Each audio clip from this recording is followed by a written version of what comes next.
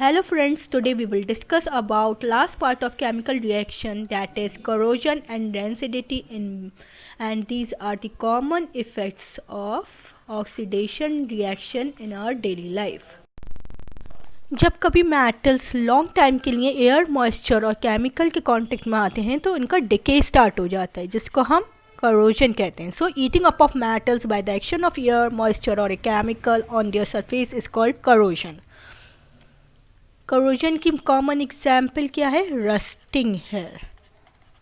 जब आपको ने देखा होगा, जब हम कभी किसी आयरन ऑब्जेक्ट को एयर में ऐसे ही छोड़ देते हैं तो उसके ऊपर रेड ब्राउन फ्लेक्स की फॉर्मेशन स्टार्ट हो जाती है. उसी को हम क्या कहते हैं? रस्टिंग कहते हैं. इसमें कौन सा रिएक्शन इन्वॉल्व होता है? उसमें ये रिएक्शन इन्वॉल्व होता है जिसमें आयरन ऑक्सीजन के साथ रिएक्ट करती है in the presence of water to form hydrated iron third oxide which is commonly known as rust. So इस रिएक्शन में आयरन लॉस करती है, इलेक्ट्रॉन लूज करती है और ऑक्सीजन गेन करती है इलेक्ट्रॉन्स को. सो आयरन का क्या होता है? ऑक्सीडेशन, और ऑक्सीजन का क्या होता है? Reduction. So it rusting of iron is an example of redox reaction. And two conditions are necessary for rusting of iron, that is presence of air and presence of water. अगर इन दोनों में से कोई भी एक एब्सेंट होगा तो rusting of iron will not takes place. Presence of both is necessary. Damp air and ordinary water supplies both the things. So damp air में water थोड़ी moisture present होती है और ordinary water में air dissolved होती है. So ordinary water and damp air can cause rusting easily. Rusting of iron is a continuous process. अगर हम rusting को प्रिवेंट ना करें तो ये धीरे धीरे क्या करता है? पूरे मेटल को ईट कर जाता है, मीन्स पूरा मेटल डिके कर जाता है. तो prevention of rusting is very important. It can be done differently. So कुछ मेथड्स देखेंगे हम कैसे हम रस्टिंग को प्रिवेंट कर सकते हैं. ज़्यादातर मेथड्स में क्या होता है? कोटिंग की जाती है आयरन ऑब्जेक्ट पे किसी चीज़ की, जिससे एयर और वाटर क्या होता है? मेटल के कांटेक्ट में नहीं आता, जिसकी वजह से हम रस्टिंग को प्रिवेंट कर सकते हैं. सो मोस्ट कॉमन मेथड क्या है? पेंटिंग. आप देखते हैं ग्रिल्स जो होती हैं हमारी, गेट्स जो होते हैं आयरन गेट्स, या फिर विंडोज़ की फ्रेम जो होते हैं, ब्रिजेस, इन सब पे क्या किया जाता है? पेंट किया जाता है for preventing it from rusting. Another method to prevent rusting is oiling और ग्रीसिंग. आपने देखा हो बाईसाइकिल्स वगैरह या फिर मशीन पार्ट्स में क्या किया जाता है? ऑयलिंग की जाती है to keep them smooth and working so that they cannot rust. So it is another method to prevent rust. Galvanizing is another method to prevent rust. इस मेथड में क्या करते हैं? डिपोजिशन करते हैं हम जिंक मेटल का किसी भी आयरन या स्टील ऑब्जेक्ट पे. और ये करते कैसे हैं? हम किसी भी आयरन ऑब्जेक्ट को, या आयरन पाइप्स हैं या फिर स्टील पाइप्स को हम क्या डिप करते हैं? किस में डिप करते हैं? जिंक, मॉल्टन जिंक में डिप करते हैं. जब इसको बाहर निकाला जाता है तो इन पर थिन कोटिंग हो जाती है जिंक की, जिसको हम क्या कहते हैं? गैल्वेनाइजेशन प्रोसेस कहते हैं. और इसमें क्या होता है? आयरन से ज़्यादा रिएक्टिव होती है जिंक. तो जिंक जब ऑक्सीजन की प्रेजेंस में आती है जिंक ऑक्साइड फॉर्म करता है और ये कोटिंग बहुत ज़्यादा हार्ड एंड इम्परवियस होती है, मींस इसमें कोई वाटर पेनिट्रेट नहीं कर सकता, ना एयर पेनिट्रेट कर सकती. That's why it will prevent iron from rusting.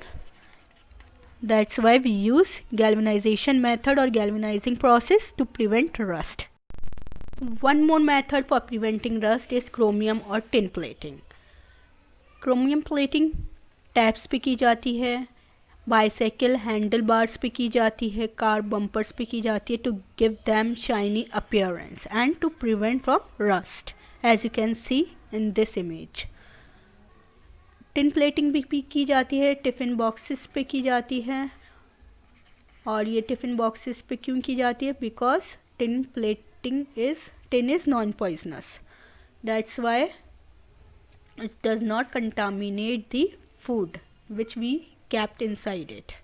So this chromium and tin plating is another method for preventing rust. Alloying से भी हम रस्टिंग को प्रिवेंट कर सकते हैं. अलॉय होता क्या है? अलॉय जो होता है वो होमोजीनियस मिक्सचर होता है दो या दो से ज़्यादा मेटल्स का या फिर मेटल एंड नॉन मेटल का. इसको हम ऑलरेडी डिस्कस कर चुके हैं some basic concepts of chemistry में. जब आयरन को निकल एंड क्रोमियम के साथ मिक्स किया जाता है तो यह हमें एक न्यू अलॉय देता है, दैट इज़ स्टेनलेस स्टील. इस अलॉय को हम यूज़ करते हैं for making utensils, knives, scissors etcetera. और ये stainless steel does not corrode at all. So that's why we use stainless steel for preventing rusting. Stainless steel में कोई coating form नहीं की जाती. इसमें क्या होता है, कोटिंग फॉर्म नहीं करते हम आयरन ऑब्जेक्ट की सरफेस पे, जैसे कि हमने प्रीवियस मेथड में देखा ऑयलिंग और ग्रीसिंग में, या फिर हमने पेंटिंग गैल्वेनाइजिंग में देखा.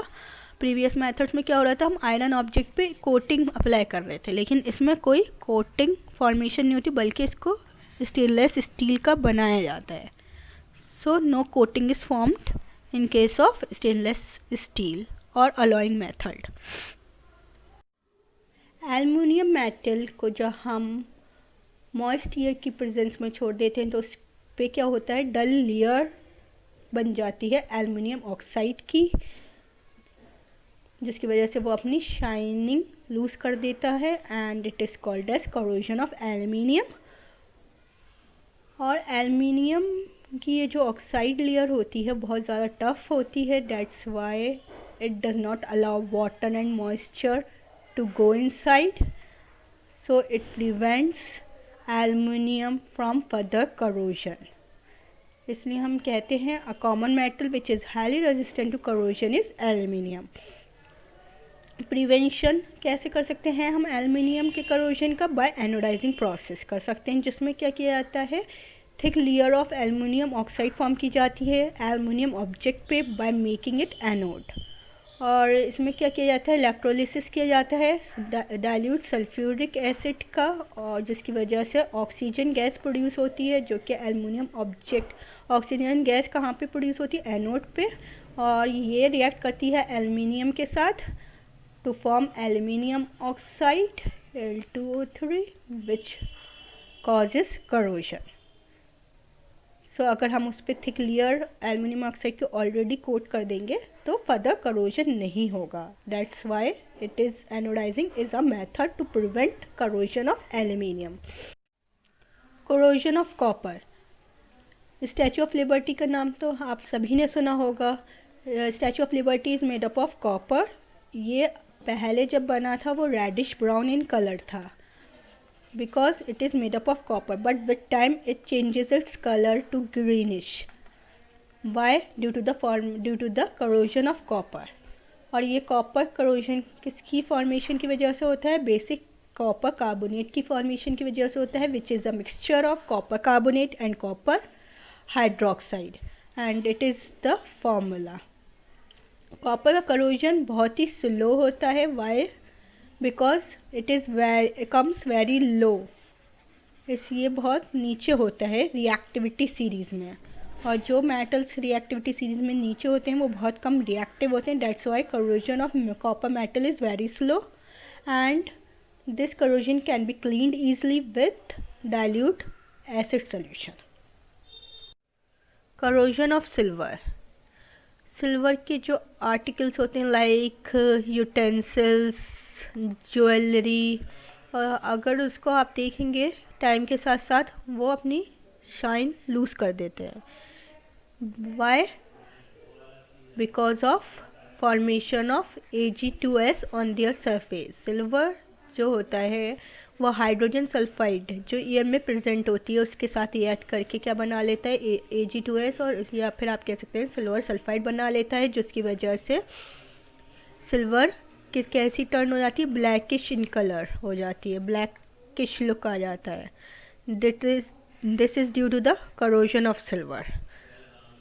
सिल्वर मेटल जो होता है वो, हाँ, silver coins, jewellery, decorative articles, utensils वगैरह बनाने में यूज़ होता है because of its shiny surface and it is very resistant to corrosion because Ag is very less reactive. Why it is less reactive? Because it comes at the bottom of reactivity series. हम पहले ही discuss कर चुके हैं reactivity series में silver, gold, platinum lower bottom side पे आते हैं. That's why they are less reactive and this is the reason why they are resistant to corrosion. Gold, platinum जो होता है वो भी bottom of the reactivity series पे होते हैं. That's why they are highly resistant to corrosion and this is the reason they are use to make jewellery. क्योंकि उन पर करोजन नहीं होता, दैट्स वाई वो ज्वेलरी बनाने में काम यूज़ किए जाते हैं. गोल्ड और प्लैटिनम सिर्फ किस में डिज़ोल्व हो सकते हैं? एक्वा रीजिया में डिज़ोल्व हो सकते हैं. एक्वा रीजिया क्या होता है? एक्वा रीजिया जो होता है मिक्सचर होता है कंसनट्रेटेड नाइट्रिक एसिड का और कंसनट्रेटेड हाइड्रोक्लोरिक एसिड का. इसमें क्या रेशियो होता है? कंसनट्रेटेड नाइट्रिक एसिड का 1 पार्ट एंड कंसनट्रेटेड HCl का 3 पार्ट्स लिया जाता है. मींस अगर हमारा 100 ml सोल्यूशन है तो उसका एक पार्ट, उसको 4 पार्ट्स में डिवाइड करेंगे तो 25 ml कंसनट्रेटेड नाइट्रिक एसिड होगा और 75 ml क्या होगा? 3 पार्ट्स कंसनट्रेटेड HCl होगा. तो अगर हम इसको इस रेशियो में मिक्स करेंगे तो हमें क्या मिल जाएगा? Aqua regia. So mixture of concentrated nitric acid and HCl in the ratio 1:3 will form the aqua regia solution. Let's move towards rancidity. जब कभी food containing oil and fat को हम ज़्यादा टाइम के लिए ईयर में छोड़ देते हैं तो क्या होता है? वो ख़राब होना स्टार्ट हो जाते हैं, जैसे कि आप यहाँ देख रहे हैं, और उनकी स्मेल जो है अनप्लीजेंट हो जाती है और टेस्ट बहुत ख़राब हो जाता है. ऐसा क्यों होता है? It is due to the aerial oxidation of fat and oils present inside them. So इसी कंडीशन को हम क्या कहते हैं? Rancidity.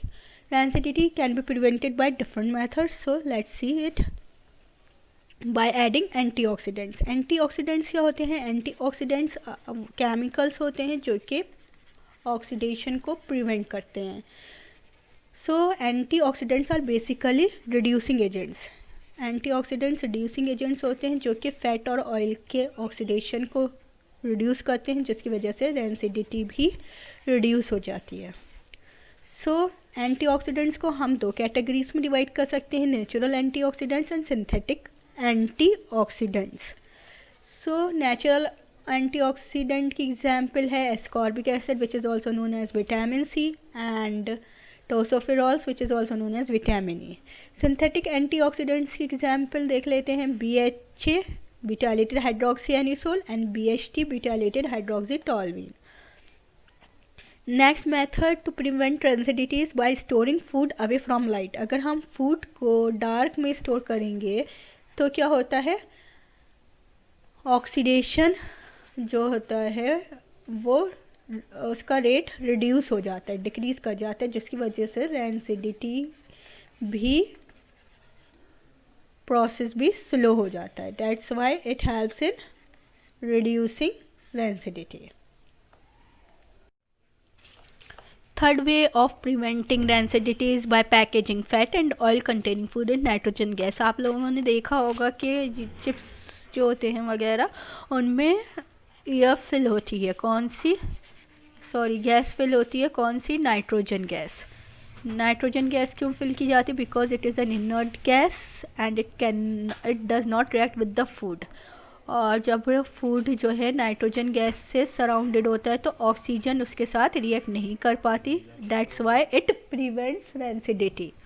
Next method of preventing rancidity is by keeping food in refrigerator. Refrigerator में क्या होता है? टेम्परेचर बहुत लो होता है, जिसकी वजह से ऑक्सीडेशन फैट का या फिर ऑयल का रिड्यूस हो जाता है. That's why it reduces rancidity. Next way of preventing rancidity is by storing food in tight containers, air tight containers में फूड को स्टोर इसलिए किया जाता है ताकि डायरेक्ट कांटेक्ट जो है ऑक्सीजन के साथ वो रिड्यूस हो जाए, और जब ऑक्सीजन का एक्सपोजर कम होगा तो ऑक्सीडेशन भी स्लो हो जाएगा, जिसकी वजह से रेंसिडिटी प्रोसेस भी स्लो हो जाएगा. सो these are the ways through which we can prevent rancidity. So these are the some multiple choice questions related to this topic, and I am giving you this as your assignment. So give me the answers as comment in the comment section box. This is question number 1. This is question number 2. This is question number 3. And this is question 4. So आप इसका correct answer मुझे बताएं comment section में comment करके.